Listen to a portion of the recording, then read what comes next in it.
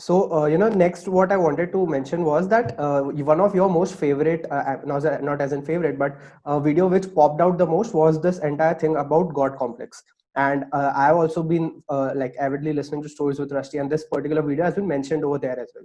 And I had certain contradicting thoughts to what was mentioned in that particular video. Now, you mentioned the entire cycle, what goes behind, and what builds the entire God complex thing. And I have certain questions about that. That let's say today if there's a small kid who is just starting out with YouTube, and he comes to you in your DMs and says ke Vedant bhaiya maine YouTube channel start kiya and I want to just grow and all. Now high chances that this person won't even survive till 500 subs.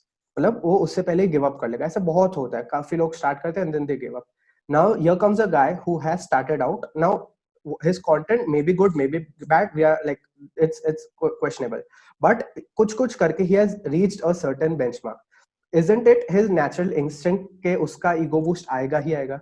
And like doesn't that come very naturally ke okay, someone who has actually achieved that sort of a pedestal, going into events such as YouTube Fan Fest, such as Social Nation, wherein usko pata hai ki yahan pe jitne bhi log hai, all of these look up to me actually.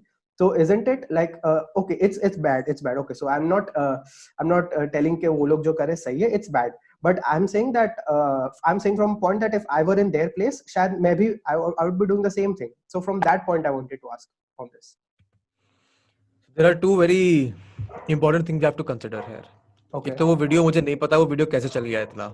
Okay. मुझे जिस I know for a fact कि every creator has watch that video. कोई अगर relevant इंसान है तो वो carry मराती से लेके किसी 500 शब्द वाले ने भी जो यूट्यूब पे कंटेंट बना रहा है उसके पास वो वीडियो पहुंचा है, उसने वो वीडियो देखा है. Because that video very specifically talks about a certain generation of YouTubers. Yes. Now, what you mentioned is कि जिन लोगों के बारे में बात कर रहा था मैं, those typically are the people who came into the world of YouTube and they blew up. Yeah. And there was no benchmark for them कि हमें इस लेवल पे पहुंचने के बाद ये करना चाहिए. Traditionally क्या होता है, बॉलीवुड होता है. बॉलीवुड में हमें बहुत एक बेंचमार्क है, 70-80 साल से इंडस्ट्री चल रही है, तो हमको पता है कि अगर एक स्टार इस लेवल पे पहुंच जाता है तो उसको इस तरीके से बिहेव करना चाहिए. उनके जो मैनेजर्स होते हैं उनको पता है क्या करना चाहिए. यूट्यूब हमारे देश में टेक्निकली तो 8-10 साल से है, 10-12 साल से है, but it only started blowing up when Jio happened. उससे पहले 2 या 3 चैनल थे जिनके मिलियन सब्सक्राइबर्स थे. AIB, TVF and some other channel which had a million subscribers. And उसके बाद एक बंच बराज आया. आज की तारीख में 2000 चैनल है जिनके 1 मिलियन से ऊपर सब्सक्राइबर्स है. तो इस हिसाब से तो मिलियन का नंबर भी इतना कुछ बड़ा नहीं रह गया. There are 2000 people that have that number. Yes. So now the chances of those 2000 people getting to that level where people have inflated egos, where people like कि मेरी audience को मैं जो भी कहूँगा वो मान जाएंगे, are very slim. But for people like Ashish, for people like Bhuvan, for people like Carrie, for people like AIB, TVF, all these people who were in the initial stages, who had no benchmark कि audience response को कैसे gauge करना है, audience response को कैसे उसके अंदर से criticism लेना है, hate नहीं लेनी है, ज़्यादा प्यार नहीं लेना है. For example, I spoke about this in my Ashish वाला video. About the video that I made on him. And the problem with the initial bunch of YouTubers that blew up is that they have typecasted themselves, and they, even if they try and experiment, they will not be able to succeed because their audience will not let them experiment. Okay. Only if they are persistent will they be able to change their audience. But वहाँ पे जो हमारा factor आ जाता है ये ego वाला, जो हमारा अहम आ जाता है. हमारा ईगो के 3 पार्ट होते हैं, ठीक है. उसमें से एक होता है इड होता है हमारा सबसे जो इम्पोर्टेंट पार्ट होता है, जो हमको डिल्यूजन में डाल देता है. That delusion has a chances of coming in when you have a sudden meteoric rise, when you are disillusioned or you don't care about कि दुनिया मेरे बारे में क्या कह रही है, तुमको लगने लगता है कि मेरे से अच्छा कोई नहीं है. So that is where that happens. And you pointed out yourself कि जब तुम्हें लग रहा है कि तुम फैन फेस्ट में खड़े हो, स्टेज पर तुम्हारे सामने 5000-10,000 लोग खड़े हैं, वो तुम्हारा नाम चिल्ला रहे हैं, तो तुम्हें क्यों अच्छा नहीं लगेगा, क्यों तुम्हारा ईगो बूस्ट नहीं होगा. But that should not happen for a variety of reasons. I mean, I can't dictate anyone's life कि तुमको ये करना चाहिए, नहीं करना चाहिए. But if that is happening, so there are a lot of reasons behind this कि उनके पास कोई benchmark नहीं था. But considering have the current bunch of people who are creating content have all of these examples in the YouTube space, the chances of this happening to them are very slim. Of course, अभी भी होगा, कोई इसको नहीं सकता है, but the chances are slimmer. And like this might sound very like bad to hear, but do you think that what I'm about to say makes any amount of sense, which is that let's say you have reached a certain level, okay, and let's say I meet you anywhere on a road, just passing by, and I just see you and hi hello hota है, and then we just part ways. And then I get a slight feeling कि यार वेदांत तो ego वाला इंसान है, वेदांत में बहुत ego है, and so on and so forth.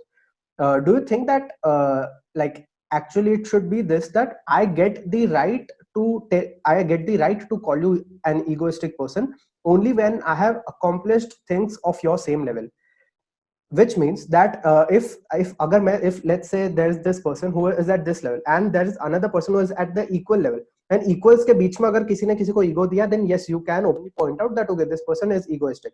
But if you are like 5% or 10% to what the other person has achieved, and then you kind of point out कि यार ये बंदा तो egoistic है, then doesn't it come under his fair card of survival of the fittest, that okay, he has broken a certain level of audience and he has emerged out of that? So like perks of doing that. Ego का scene नहीं है यहाँ पे. This is not about ego, this is about perception. अभी तूने बोला अगर मैं तेरे को कहीं सड़क पे मिल गया तो if you say hi hello and you get the feeling that that I might have appeared to be bogus or an egoistic person, then उस पे मेरा perception ये है कि you or anyone is not entitled to my time while I am in my public space or while I am in my private space. तुम्हारे पे कोई हक नहीं है कि मैं या कोई भी और तुम्हारे साथ टाइम बिताए आके. Even if it's 5 seconds or 50 seconds or 5 minutes or 5 hours, it's my choice कि मैं सामने वाले को अपना वो टाइम दूं ना दूं. Of course, as a figure, as a individual who's trying to become a public figure, it is in my benefit अगर मैं किसी सामने वाले इंसान को अपना टाइम देता हूं तो that is, I mean, that's part of the job. You can't deny that. But there are certain situations where that might not work. And then people might assume. And मैं उसमें ये भी नहीं कहूंगा यार, perception बनाना बहुत आसान होता है.